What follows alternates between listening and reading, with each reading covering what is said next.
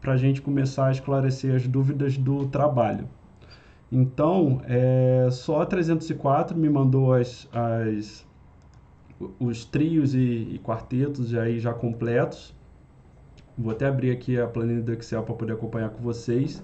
Aí eu já distribuí os trabalhos, os artigos, tá?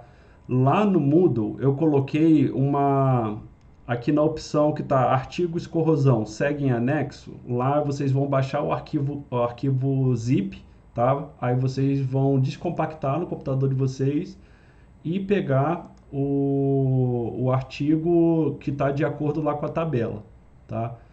Então, por exemplo, Hugo, Marcos e Rafael, que é o grupo 1, ficou com o artigo 1, que é a avaliação da resistência da corrosão em aço inoxidável. O título é um pouco mais longo, mas está ali. Então, a apresentação, por exemplo, desse grupo vai ficar para o dia 10/6, de 13 horas às 3h15, tá? Então, eu separei 15 minutos aí para cada equipe. E assim vai. Eu acho que esse arquivo está claro lá e vocês conseguem visualizar bem, certo? Alguma dúvida em relação à distribuição aí, a 304, a data de apresentação? Eu coloquei tudo para depois do PetroIF, tá, gente? Porque agora a demanda de PetroIF só vai aumentar, né? E o pós-evento vai ser bem mais tranquilo, então eu já contei já com isso. Deixei tudo para depois do PetroIF.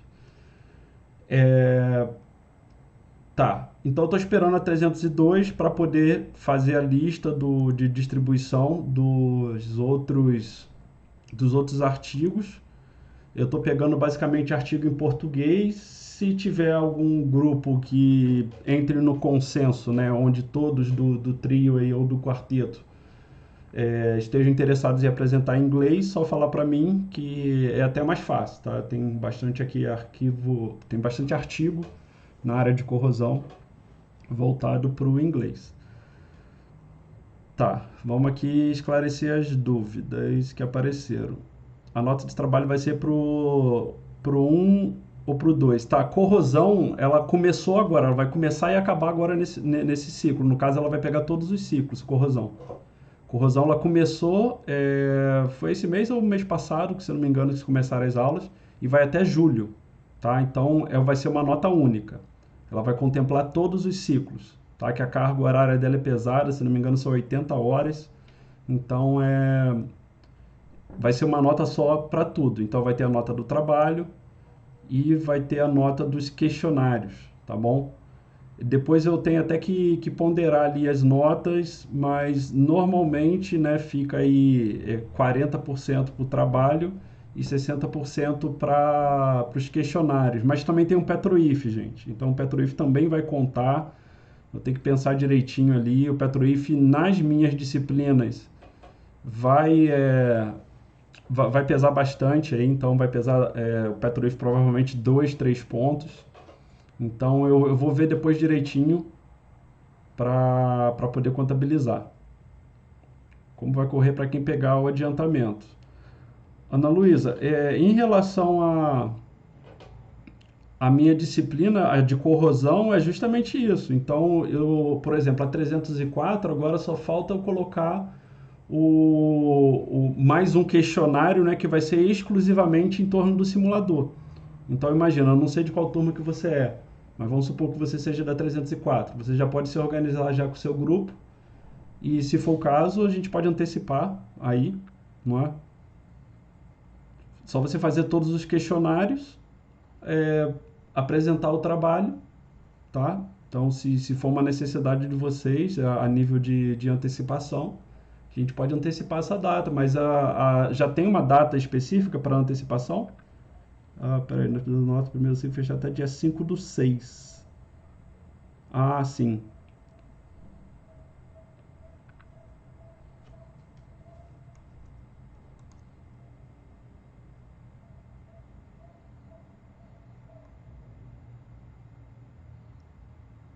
Entendi. Sinceramente, 18 de maio, eu acho pouco provável, até por conta que, imagina, se todas as disciplinas estivessem nessa dinâmica de corrosão, né, que permite vocês fazerem de acordo com a disponibilidade de cada um, né? não fica amarrada a encontros síncronos, eu acho que até poderia, mas eu acho pouco provável vocês atingirem lá, mas enfim, se tiver essa possibilidade, eu sinceramente não estou à parte. Hoje a gente até vai ter uma reunião, talvez eu possa até pedir esclarecimento sobre isso. A data que o Jean colocou, 5/6, eu acho mais coerente. Se for o caso aí, é aquilo, eu não estava querendo colocar antes do Petroif. Qualquer coisa, se for um consenso, sim. Vou até olhar aqui no calendário, olha. Petroif vai ser de 31/3, não é? Posso colocar aí, por exemplo, para o dia 20 e para o dia 27, sem problemas. Já de maio, do 5. Sim.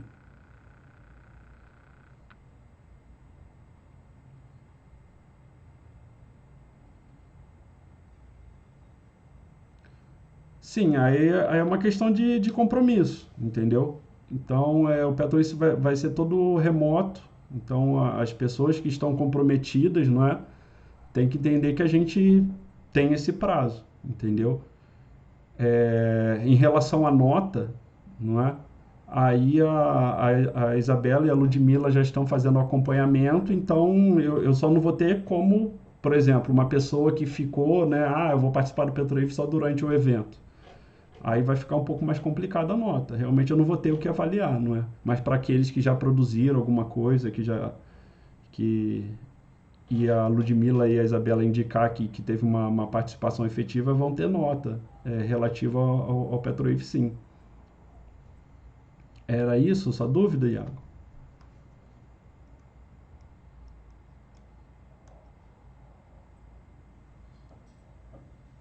Exatamente. Então, para aqueles que eu vi, o comprometimento é mais fácil, né? É sempre mais fácil indicar.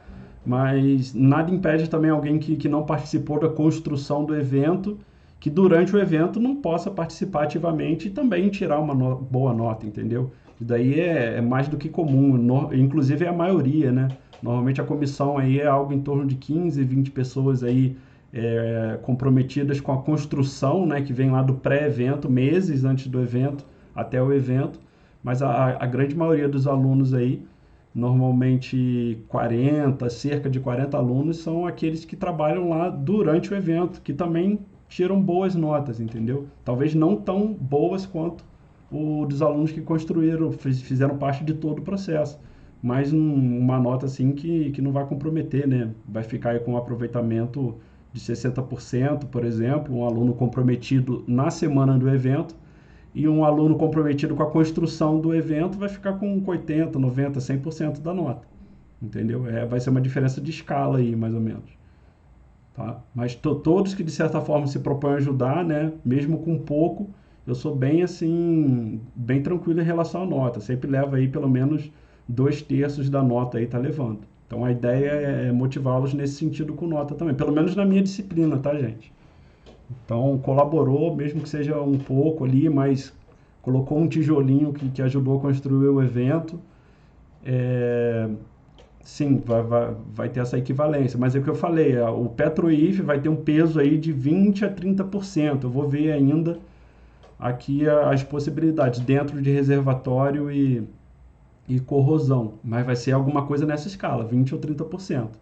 Depois o trabalho vai ser aí 30 ou 40% e depois os questionários, tá? Depois eu só vou ter que amarrar direitinho, mas para vocês já terem uma noção de escala aí, né? Imagina aí Petroif com 20, o trabalho com 30 e questionário e presença, né, com 50. Vai ser mais ou menos essa proporção, tá? Se for variar, vai variar bem pouco. Mas em relação à data que o Jean falou aí, fechar a nota até dia 5/6, eu acho plausível. De novo, eu só não quero colocar nada na semana do Petroif, então poderia antecipar aí a apresentação para o dia 20 e 27/5, tá? Já avisando essa data. Então, por exemplo, esses alunos aqui, esses grupos que já falaram, se for o caso aqui, a gente pode mudar, entendeu? O que vocês acham em relação à mudança aí? Esses primeiros grupos aí, eu vou falar os primeiros que aparecem aqui, ó, é do Hugo, Alice, Vanessa Iago e Rayane, né? São esses trios. O que vocês acham de mudar a apresentação de 10 para o 6 para 20 do 5?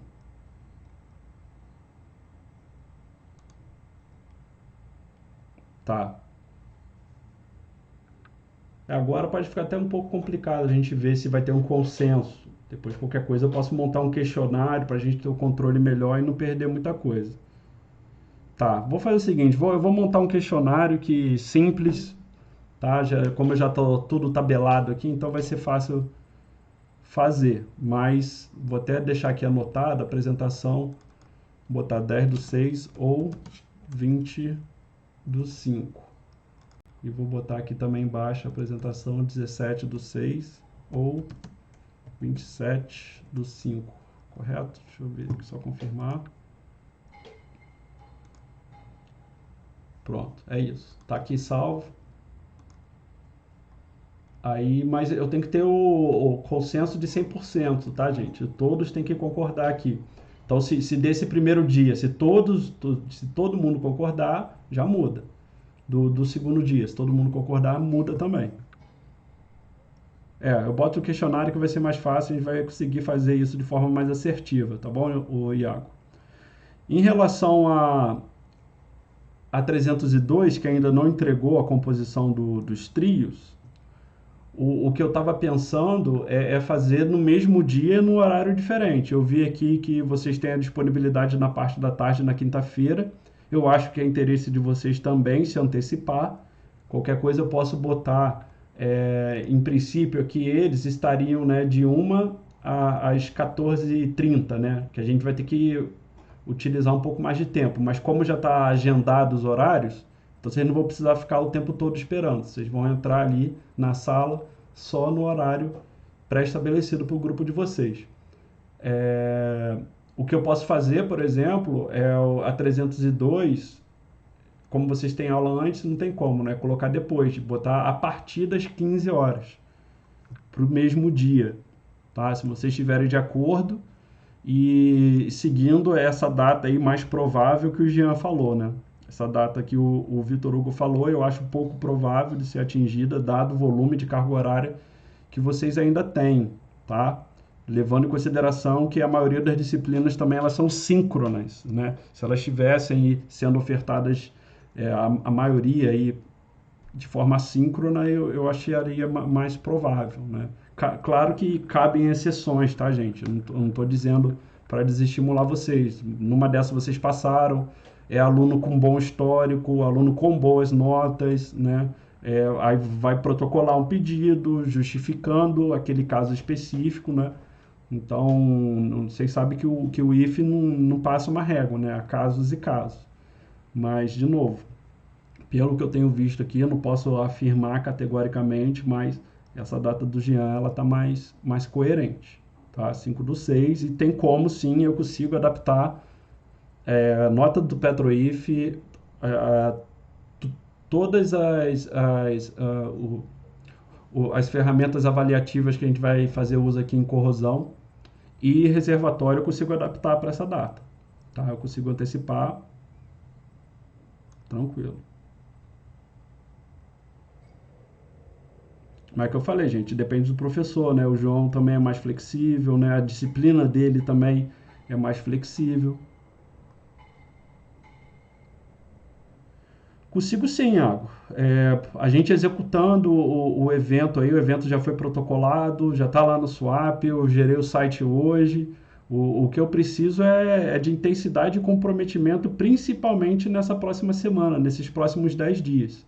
Se até aí o dia 9 e o dia 10 a gente tiver com palestrantes, a comissão aí de minicurso, agora nesse momento, por exemplo, para mim o que é muito importante é a arte, é a parte visual e os minicursos de palestras. O evento é feito disso. Então, a gente está imaginando 16 atividades. Então, se vocês chegarem com pelo menos umas 10 atividades, uns 10 palestrantes, fala aí, toma aí, Luan, monta o evento. Então, é nosso, entendeu? Então, é um trabalho de equipe. Se tiver uma cooperação mútua, né, das duas turmas nesse sentido, com certeza. Acabou o evento dia 3, no dia 4 eu já sento com a Ludmilla e com a Isabela. É claro que eu também vou estar tendo as minhas percepções, né? Mas vou fazer uso das percepções de comprometimento delas também. É uma das funções do projeto. Eu vou ter a minha nota, eu vou ter a nota delas, depois no dia 4, aí no máximo, no dia 5 já está tudo lá no sistema para adiantar a vida de vocês, pelo menos com essas disciplinas, né? Não é nada, são 2 disciplinas a menos. E eu já pego essa nota do evento, já jogo lá para os professores também, no grupo dos professores, eles vão saber a nota que vocês tiveram. Então o PetroIF agora ele vai entrar muito como se fosse aquele projeto da Clarice, entendeu? Só que lá no projeto da Clarice, eu acho que foi uma regra, era para todas as disciplinas. O PetroIF não. O PetroIF vai ser para os professores que quiserem, não é? Então, mas normalmente aí, não vou falar que a gente chega a 100% dos professores, mas a gente chega bem próximo disso.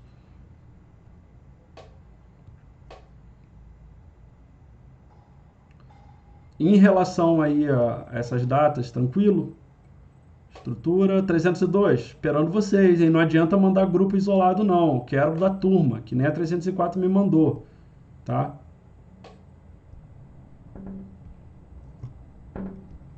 Mandou, Ludmilla? Mandou o quê? A lista dos grupos?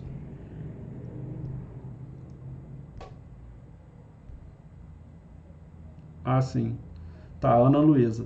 Professor, não sei se você já explicou isso, minha internet é meio ruim. O trabalho precisa de artigo? Não, eu tô dando um artigo para vocês, Ana.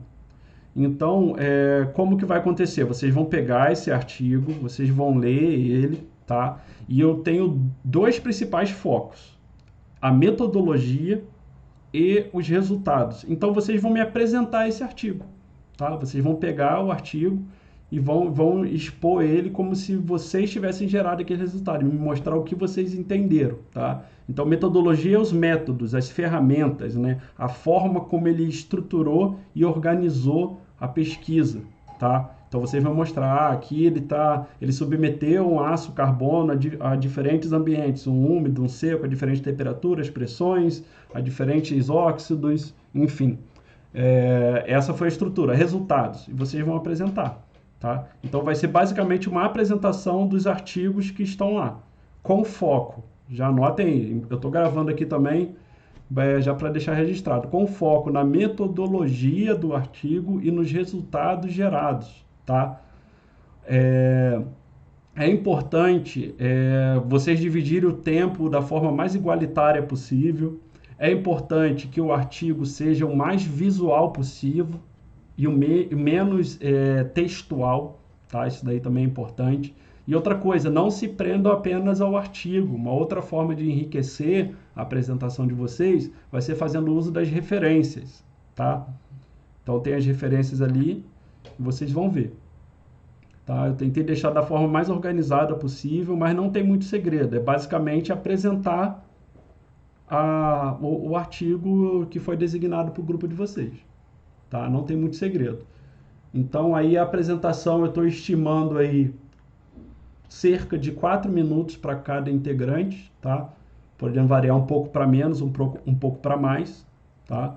Então aproveite que vai estar nesse sistema remoto, na sala só vai estar o trio, tá? Então só o trio vai estar comigo.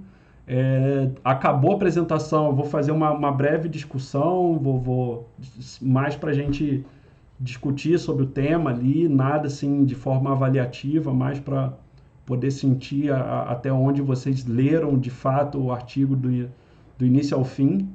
Não precisa de parte escrita, Jean, só apresentação, tá? Então, pelo fato de ser só apresentação, por isso que eu vou querer que vocês de fato leiam e entendam o que está sendo feito ali, tá?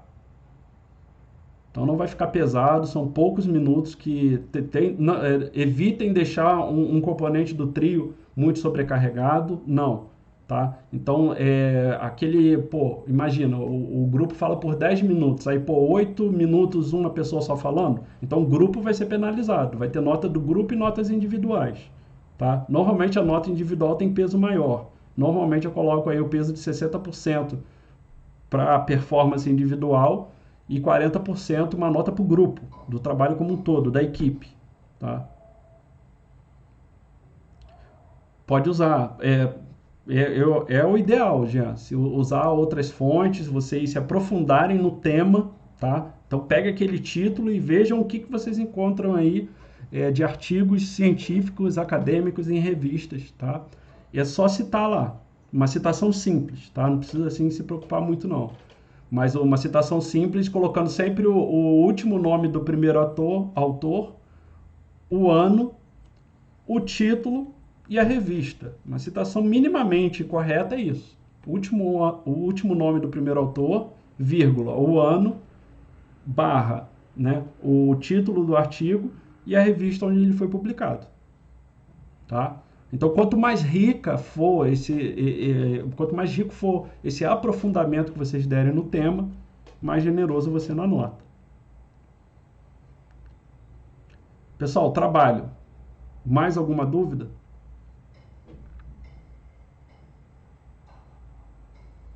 Não? Beleza. Então vamos seguir aqui para o simulador. De novo, né? A ideia era usar o simulador online mesmo, apresentar, só que não sei o que aconteceu aqui, não é minha internet, porque os outros sites estão funcionando muito bem.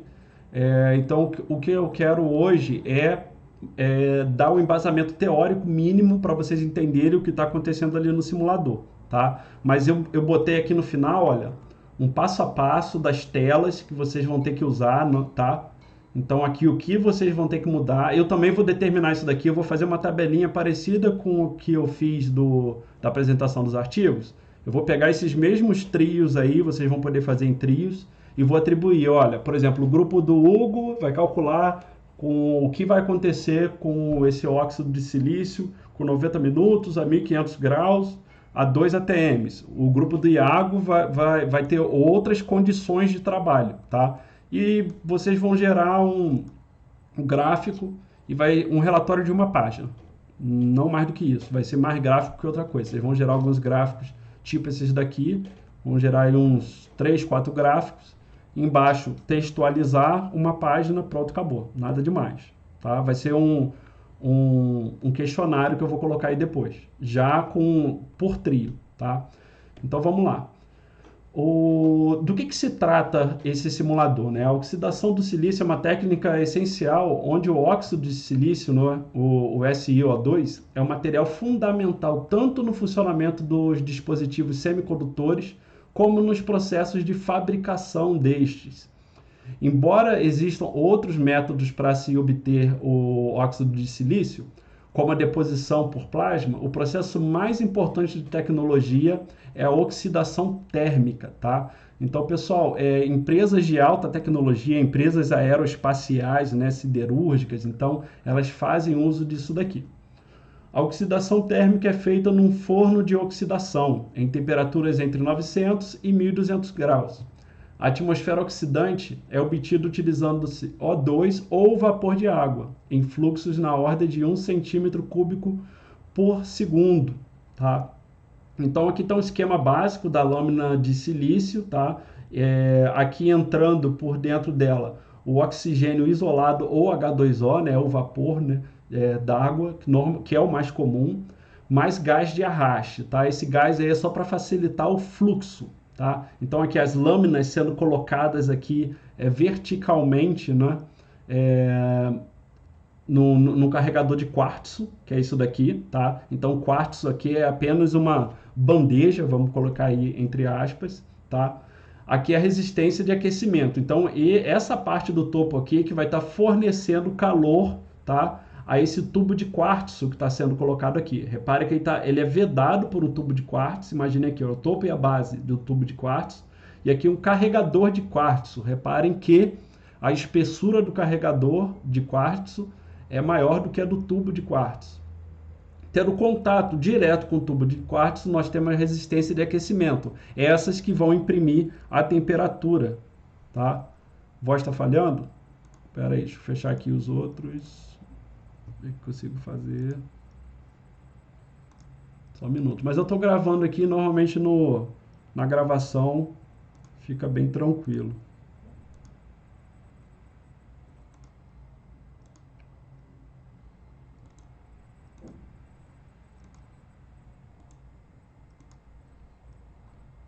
Tá, fechei o que dava aqui, gente, mas acho que na gravação lá vocês não vão ter muito problema, não. Então, é como eu estava falando, a resistência de aquecimento, ela tem um contato direto com o tubo de quartzo e essa resistência de aquecimento que vai imprimir essa temperatura, tá? Que aqui, em condições de laboratório, vai estar entre 900 e 1.200 graus Celsius. O ar filtrado aqui, tá? Saída de ar, tampa de quartzo. Então, reparem que a lâmina de silício, elas são... ela fica no envoltório de quartzo, tá? De diferentes espessuras, para proteger da resistência do aquecimento. Nós temos ar filtrado entrando e uma saída de ar também. Então, esse é o esquema técnico do laboratório, tá? Depois eu tinha até fotos reais de laboratório aqui, mas eu não quis entrar nesse mérito não, até porque o nosso ensaio aqui vai ser numérico. A rampa de aquecimento para atingir suavemente a temperatura de oxidação e de resfriamento na remoção da lâmina dos fornos, né? Do forno. Então é um aspecto crítico a rampa de aquecimento. O perfil de temperatura ao longo do forno, a variação desta temperatura deve ser menor que 1 grau Celsius, tá? Então a gente, ao longo desse tubo de quartzo aqui, a gente vai ter uma variação térmica. Em alguns lugares e alguns pontos vão estar mais quentes do que outros, tá? Então o ΔT, né, se nós poderíamos chamar assim, a variação de tempo, ela tem que ser menor do que mais ou menos 1, tá? Então tolera bem pouca variação de temperatura para que o ensaio seja validado. Continuando falando da importância aí do óxido de silício, ele é dielétrico de ponta em estrutura MOS, né? A limpeza é de extrema importância antes da oxidação, tá? O processo RCA, ele remove então contaminantes orgânicos, óleos, contaminantes metálicos, íons alcalinos, como sódio, não é? Camada de isolação entre o silício e o polissilício, não é? E camadas metálicas. Camadas metálicas em sistema de vários níveis metálicos. Aí nós temos uma camada de passivação e proteção também, barreira de difusão em processo de dopagem, difusão em 1, máscara de processo de corrosão. Aqui é mais de caráter informativo, tá, gente? Esse primeiro slide aqui, ele é mais importante, que ele está um pouco mais generalista. Aqui é mais para contextualizar, para quem tiver um interesse maior, para quem for seguir engenharia química e tal. Aqui, então, quimicamente, né, o que está acontecendo, fazendo a diferenciação da oxidação seca entre a oxidação seca e a oxidação úmida. Tá? Então, a oxidação térmica do silício é entre 900 e 1.200 graus, sempre respeitando isso. Então, nós temos o silício sólido mais o O2, gás, tá? Então por isso que nós chamamos de oxidação seca, né? Então vai ser uma condição de trabalho, como eu falei, por exemplo, o grupo do Gabriel pode ter uma condição de oxidação seca e a do Iago uma condição de oxidação úmida, tá? Então qual é a diferenciação? É uma coisa que você tem que botar no relatório de vocês. Então esse slide aqui vai ser muito útil. Eu vou disponibilizar lá também no Moodle. Tá? Então, o que está diferenciando a oxidação seca da úmida é justamente aqui o oxigênio na forma gasosa ou a água em vapor. Tá? Não são necessárias altas temperaturas para que ocorra a reação de oxidação. Portanto, a mesma temperatura ambiente existe uma fina camada de óxido de silício, né, com 22 amperes de espessura. Esse óxido é denominado óxido nativo, tá? Isso na CNTP, né? Como está sendo dito aqui. A temperatura ambiente, porém, a difusão de oxigênio não é suficiente para manter um processo contínuo de oxidação, não é? Aí você vira e fala, pô, beleza, então na verdade a maior parte da oxidação, da corrosão, ela acontece na CNTP, não é? Isso no aspecto doméstico, no nosso dia a dia, para o cidadão comum, né? Mas em âmbito industrial, isso acontece em pressões e temperaturas mais elevadas. É por isso que esse ensaio é importante, mas isso não exclui o fato de que a formação do óxido de silício ela também pode ocorrer nas condições normais de temperatura e pressão, porém não vai ser um processo contínuo, tá? Isso porque o processo de oxidação é limitado por difusão, tá? Para manter o processo de oxidação, os átomos de oxigênio devem difundir através da camada de óxido já existente, até atingir a superfície do silício. Então, quanto mais homogêneo for e contínuo esse processo, mais detalhes, mais rico vai ser a percepção da tendência que essa minha chapa de sólida de silício vai ter em relação à corrosão, né? Essa susceptibilidade do silício sólido vai ter na formação de óxidos. Então, o processo de oxidação corre na interface óxido de silício barra silício. Vocês vão ver que o óxido vai se formando sobre a chapa de silício. Então aqui, esse gráfico ele é interessante porque ele ilustra de forma didática um resultado que vocês vão ver lá dentro do simulador, tá? Então lá dentro do simulador, por exemplo, vocês podem gerar um gráfico parecido com esse. Então aqui a espessura do óxido formado em microns, tá? E aqui o tempo, tá? Em minutos. Então imagina, para uma oxidação úmida, né? Como vocês podem ver aqui, o aumento da temperatura faz com que eu tenha um aumento da temperatura e do tempo nessas condições de oxidação faz com que aumente a espessura de formação de óxido.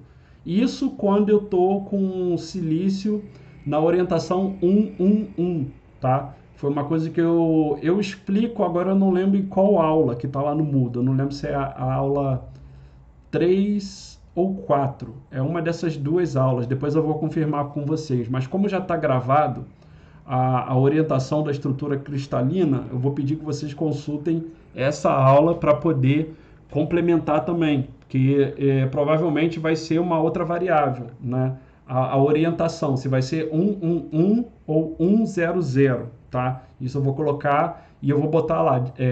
Essa explicação está disponível na aula tal. Se eu não me engano é a aula 3, mas eu vou confirmar, eu boto lá no quadro de avisos do Moodle, tá? Então, por exemplo, aqui, com 10 minutos, né, a 1200 graus, eu vou ter 0,1 microns de óxido de silício sendo formado quando em vapor d'água, quando a estrutura cristalina tem a orientação 111. A partir do momento que eu vou aumentando o tempo, tá? 10 a quinta aqui, por exemplo, a 600 graus, eu tenho um pouco mais de óxido se formando, quase 1 micron, né? Ou seja, aumento aqui pelo menos, né, eu diria, por essa linha, aumentei quase que 10%, né? Quase que em 10 vezes essa diferenciação. Você vê aqui que o tempo ele é muito relevante, assim como a temperatura. Mas reparem que a oxidação seca ela tem um comportamento um pouco diferente, não é? Então, se aqui de 600 graus não tem, né? Então vamos pegar o primeiro exemplo, né? Aquele de 1200 graus, né? Então olha aqui, ó, a condição de óxido formado numa oxidação seca é bem menor, tá vendo? É 10 elevado a menos 2, não é? Então, é bem menor a quantidade de óxido que é formado, tá? Ou seja, de ferrugem. Ferrugem aí é bem usado de forma bem equivocada e errada, né?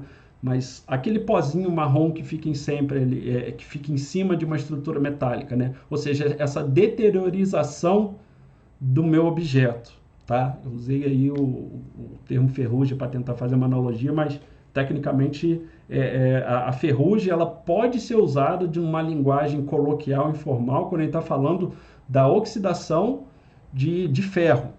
Aí sim a gente pode caracterizar como ferrugem, mesmo assim numa linguagem mais acessível.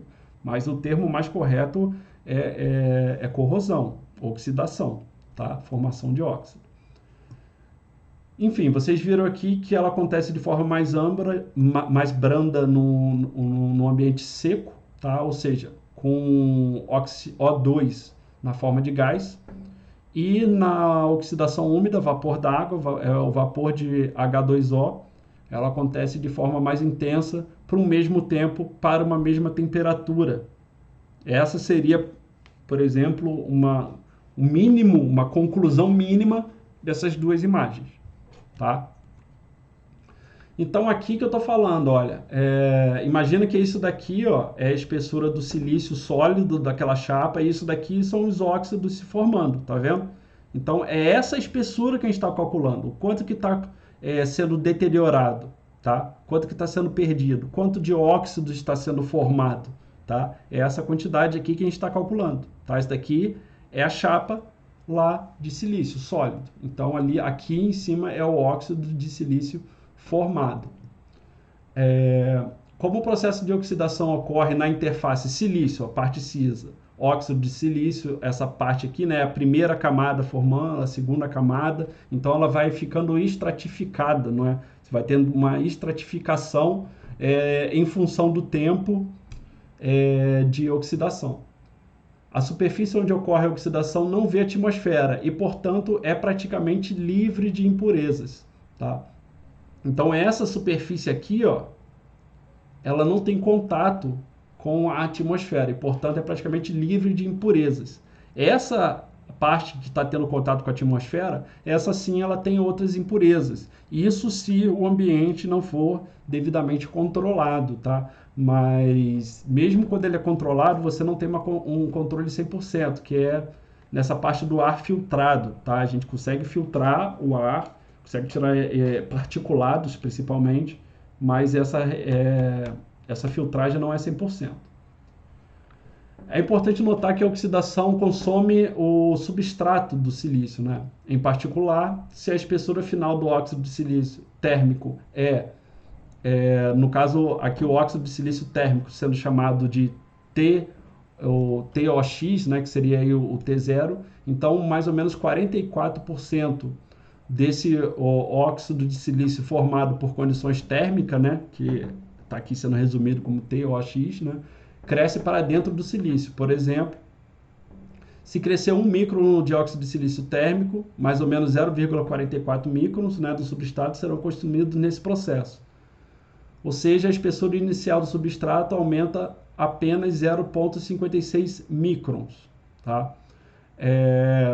Aqui também é uma forma de tentar explicar, mas eu não achei um exemplo um pouco mais simples, mas de novo, aqui se vocês entenderem que isso daqui é o substrato de silício, o silício sólido, né? E esse daqui é o óxido formado, e essas camadas aqui estão expostas à atmosfera e essa daqui não, essas camadas são mais puras e essa daqui menos pura, isso daqui já está bom, tá? Quando ele entra nessa parte aqui dos processos, ele pode ser um pouco mais confuso, um pouco mais turvo de se entender no primeiro momento, mas não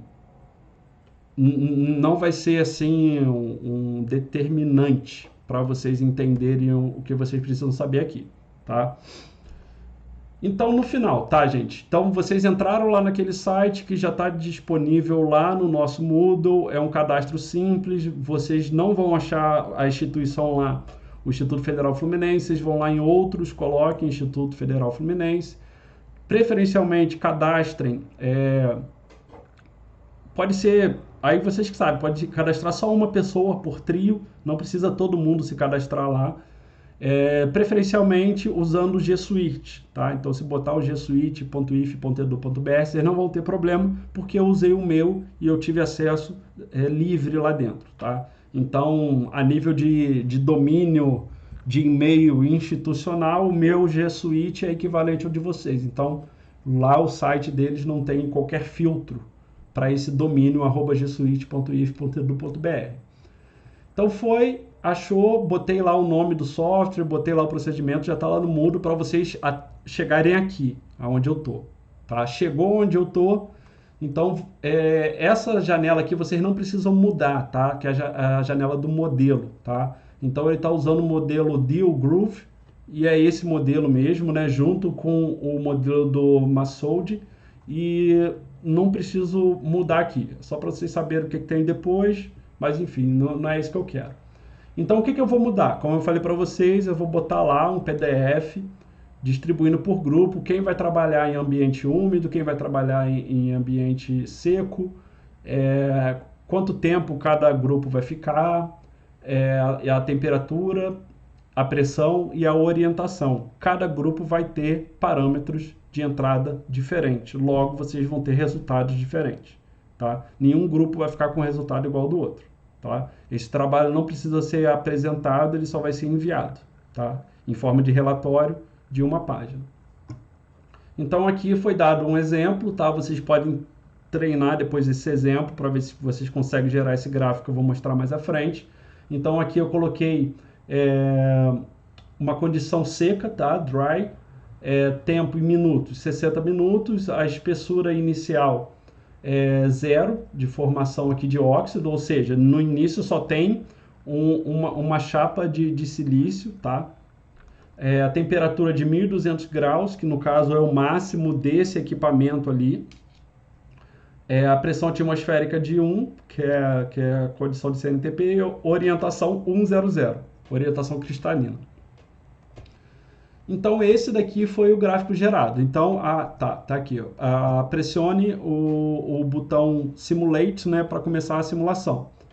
Então, feito isso, vocês vão ver isso daqui, só pressionar, e ele vai demorar um pouquinho para calcular. Vocês vão ver o número subindo na tela. Espera aí alguns poucos segundos que ele vai aparecer com esse gráfico aí para vocês. Então apareceu esse gráfico, beleza. Então o que está acontecendo aqui? A formação de óxido está aumentando em função do tempo. Tá? Quanto? Então vocês vão ter que falar. Aí cabe a vocês, é uma questão de interpretação, né? Então quanto mais resultados eu verem que vocês conseguem tirar, né? Quanto mais informações eu verem que vocês conseguem tirar do gráfico, melhor, tá? Então aqui, ó, eu botei uma bem simplista, o mínimo que eu espero de vocês, é vocês olharem para o final, 60 minutos, e ver quanto que se formou. Ah, professor, mas quanto eu vou saber quanto exatamente se formou? Só carregar o mouse até aqui que ele aponta. Olha lá, a quantidade de óxido de silício que se formou, tá? Então foi 0,185507 microns, tá bom?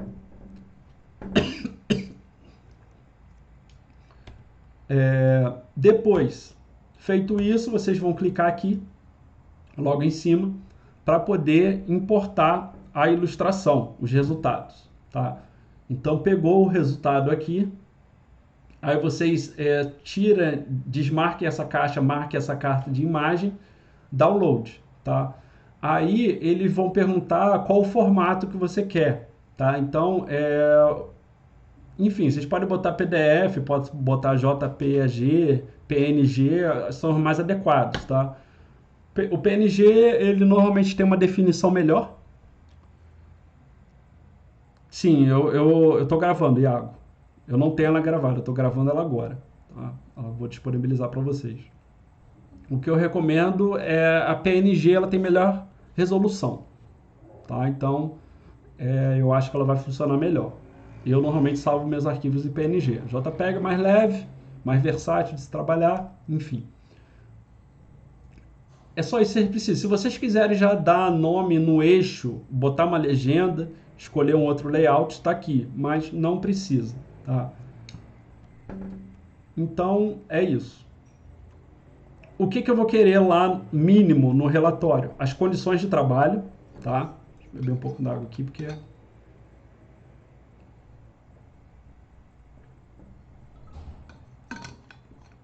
A condição de trabalho vai ser um problema dado. Eu vou dar para cada grupo.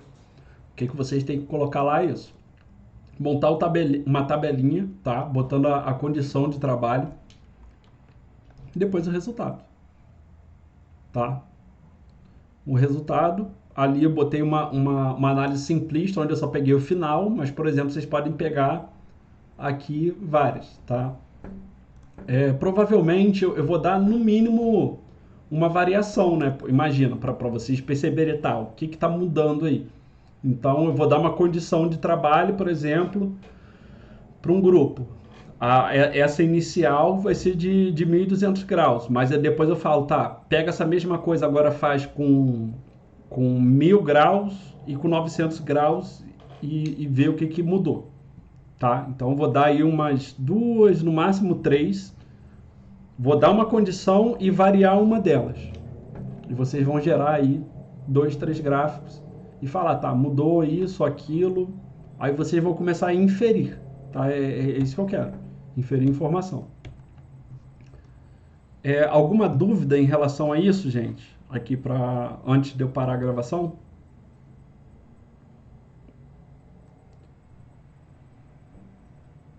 Deixa eu ver aqui o chat.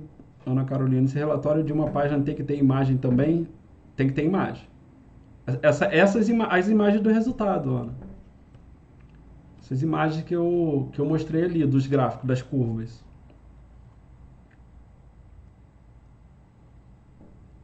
Mais alguma dúvida? Vou pausar aqui então.